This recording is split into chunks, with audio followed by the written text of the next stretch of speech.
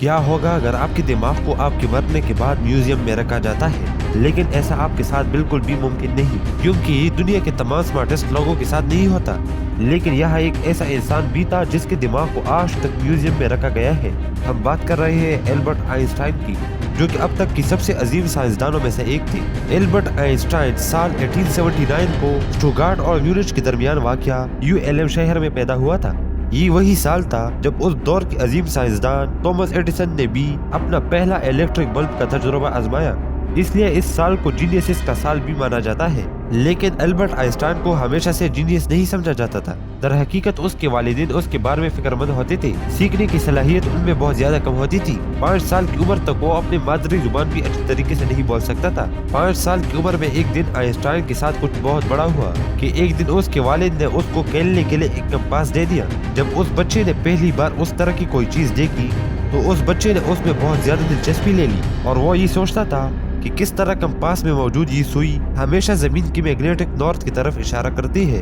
Einstein बाद में अपनी ऑटोबायोग्राफी में लिखते हैं कि कंपास के साथ उसकी दिलचस्पी ने उसे हैरत में डाल दिया है कि क्या दुनिया में कोई इनविजिबल फोर्सेस खेल रही है। 15 साल की उम्र तक आइंस्टाइन ने पहले ही इंटीग्रल कैलकुलस और डिफरेंशियल में महारत हासिल की थी। एल्बर्ट आइंस्टाइन को अब जिंदगी स्विट्जरलैंड की तरफ ले गया था, जहां उसने मारूफ Swiss Federal Institute of Technology में दरख्वास्त दी, जिसमें उसने 2 मुख्तलिफ जगहों पर मुख्तलिफ किस्म के मार्क्स लिए। जहां इम्तिहान में उन्होंने फिजिक्स और मैथ के सब्जेक्ट में टॉप किया, लेकिन कहा जाता है कि लैंग्वेज, बॉटनी और ज़ूलॉजी में फेल हुई थी। यहाँ मसला ये था कि एग्जाम फ्रांसीसी जुबान में होता था, लेकिन एल्बर्ट आइंस्टाइन ने हार नहीं मानी और हमेशा मेहनत करते रहे और आखिरकार साल 1900 को आइंस्टाइन ने ग्रेजुएशन मुकम्मल कर ली और दोनों सब्जेक्ट्स में डिप्लोमा हासिल की। ये वही आइंस्टाइन था जिसने कहा था कि अगर आप किसी चीज की आसानी से वजाहत नहीं कर सकते तो आप उसे इतनी अच्छी तरीके से नहीं समझ सकते।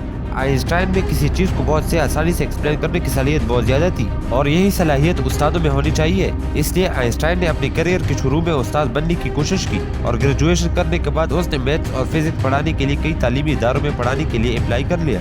लेकिन हैरान कुन तौर पर किसी ने भी उसे अपनी तालीमी इदारे में हायर नहीं किया। लेकिन आखिरकार उनको 2 साल बाद स्विस पेटेंट ऑफिस में मुलाजिमत की पेशकश की गई। शुरुआत में आइंस्टाइन इस पेशकश पे बिल्कुल भी खुश नहीं था, क्योंकि उन्होंने अपनी जिंदगी अगले 7 साल इसी पोजीशन में गुजारने थे। लेकिन उनको जल्द ही मालूम हुआ कि ये नौकरी आइंस्टाइन के लिए एक गिफ्ट थी, क्योंकि आइंस्टाइन सुबह से दोपहर तक स्विस पेटेंट ऑफिस में काम करता था और शाम को इसके पास ये सोचने का वक्त होता था कि उन्होंने कैसे अपने ख्वाब पूरे करने हैं। ये वो वक्त था जिसके बदौलत वो अपने ख्वाब पूरे कर चुका था। साल 1905 को एक शाम दुनिया के सबसे मशहूर साइंसदान आइंस्टाइन के लिए चीजें बदलना शुरू हुई, जब आइंस्टाइन ने अपनी पूरी दिन की ड्यूटी खत्म की और घर की तरफ चल पड़ा। रास्ते में उनके साथ कुछ ऐसा हुआ जिसने अपने इर्द गिर्द के कायनात के काम को देखने का अंदाज ही बदल दिया। जब वो ट्रेन में अपने घर जा रहा था तो रास्ते में उन्होंने वाकया एक क्लॉक टावर को गैर हाजिर दिमागी से देख रहा था। जैसी ही ट्रेन हरकत कर रहा था वो सोचता था कि अगर ट्रेन स्पीड ऑफ लाइट से चल रही हो तो क्या होगा। तो उन्होंने महसूस किया कि अगर ट्रेन 3 लाख किलोमीटर फी सेकंड से सफर करे तो घड़ी की सुई बिल्कुल उस वक्त मुंजमद दिखाई देगी। और आइंस्टाइन को मालूम था कि घड़ी की सुई अपनी मामूल की रफ्तार से ही चल रही होगी, लेकिन स्पीड ऑफ लाइट की रफ्तार से सफर करने वाले शख्स के नुक्ते नजर से टाइम तकरीबन सुस्त हो चुका होगा। इस सोच ने आइंस्टाइन को मुकम्मल तौर पर महसूस कर दिया और वो समझ गया कि आप खला में जितनी तेजी से गुजरेंगे इतना ही आहिस्ता आप वक्त के साथ आगे बढ़ेंगे। साल 1905 आइंस्टाइन का साल था जिसमें उन्होंने हैरान कुन फैसले किए थे। इसी साल उन्होंने 4 मकाले शाया किए। स्पेशल थ्योरी ऑफ रिलेटिविटी, जो कि आइंस्टाइन का ही नजरिया था, ये इसी साल ही शुरू हुआ था और ये सब इसी ट्रेन से ही शुरू हुआ जिसमें वो अपने घर जा रहे थे। E=mc², जिसका बुनियादी मतलब यह है कि तवानाई स्पीड ऑफ लाइट के बड़े पैमाने के बराबर होती है। अगर आप इसको मुश्किल समझते हो तो घबराओ मत, क्योंकि आइंस्टाइन ने खुद ही कहा था कि इन सब्जेक्ट्स में अपने मुश्किलात की फिक्र ना करो। साल 1921 को आइंस्टाइन की स्पीड ऑफ लाइट की थ्योरी की वजह से उसे नोबेल प्राइज से नवाजा गया था।